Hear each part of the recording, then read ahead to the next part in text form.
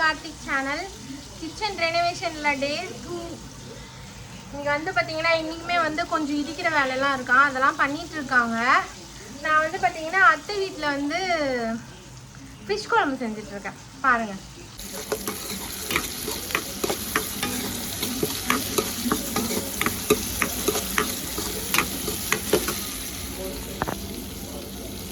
ஏன் இண்டக்ஷனில் செய்கிறேன்னு கேட்குறீங்கன்னா வந்து இங்கே வந்து 2 இடத்துலையுமே கேஸ் வந்து செகண்ட் கேஸ் வரல இன்னும்.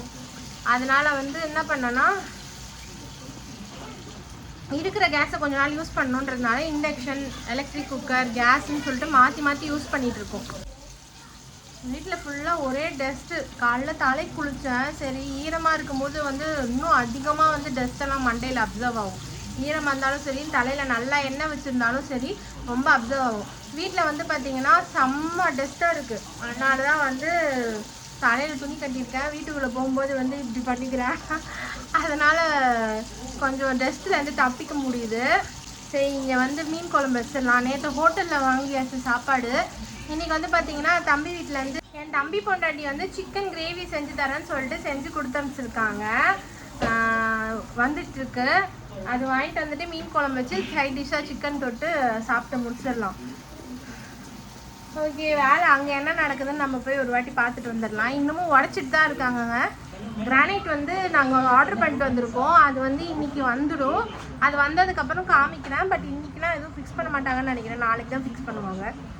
அப்படியே வீட்டில் என்ன நடந்துட்டுருக்குன்னு பார்க்கலான்னு போனேன். அப்போ வந்து பார்த்திங்கன்னா கரெக்டாக என் தம்பி ஃபோன் பண்ணிட்டான். கீழே வந்து நின்றுருக்கேன், கீழே வந்து வாங்கிக்கோ அப்படின்னு சொல்லிட்டான். ஏன்னா அவன் வந்து ஆஃபீஸ் போயிட்டுருக்கான். அப்போ வந்து பார்த்திங்கன்னா அவனோட ஒய்ஃப் வந்து கொடுத்து அனுப்பிச்சிட்டான்னு நான் நினைக்கிறேன். பை பை சொல்லிடலாம். ஓகேங்க, இங்கே வந்து பார்த்தீங்களா ஃபுல்லாக வந்து திருப்பியும் இன்றைக்கும் நிறைய இடிக்கிற வேலை. நான் நினச்சேன் நேற்றோட முடிஞ்சிடுச்சுன்னு சொல்லிவிட்டு. நம்ம சிங்க்கு வைக்கிறதுனா என்னன்னு தெரியுமா, மேலே ஒரு ஓட்டை போட்டோடனே சிங்க்கு நாளைக்கு வச்சுருவாங்கன்னு நினச்சிட்டேன்.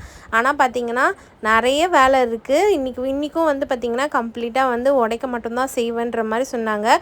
ரொம்பவே கஷ்டப்பட்டு இந்த இடத்த உடச்சிருக்காங்க. எதுக்கு உடச்சிருக்காங்கன்ட்டு நான் வந்து சொல்கிறேன். இங்கே பாருங்க எப்படி இருக்குதுன்னு சொல்லிட்டு. வீடே பார்த்திங்கன்னா பயங்கர டஸ்ட்டு. நான் நினைக்கிறேன் ஒரு வேக்யூம் கிளீனர் வாங்கினா தான் வந்து கண்டிப்பாக அந்த வீடையே க்ளீன் பண்ண முடியும். நான் வந்து கேட்குறேன், எனக்கு தெரியல வாங்கி தருவாங்களா என்னன்னு சொல்லிட்டு. இங்கேயும் அங்கேயும் அலைஞ்சிட்ருக்கேன். அங்கே பார்த்திங்கன்னா மீன் குழம்பு வர ஆகிட்டுருக்கு. மீன் குழம்பு வாசனை கமகமான்ட்டு வருது, பார்க்கலாம். இப்போ தான் வெங்காய தக்காளி தாளிச்சதை நீங்கள் பார்த்துருப்பீங்க. ஆனால் வந்து ரொம்ப நேரம் ஆயிடுச்சு. வெங்காய தக்காளி தாளிச்சிட்டு முருங்கைக்காய் போட்டு மீனும் போட்டுட்டேங்க.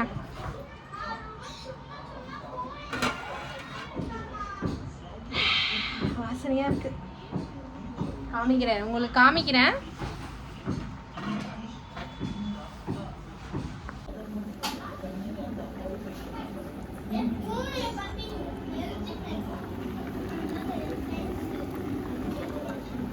நல்லாவே பயங்கரமாக வாசனை வருது குழம்பு.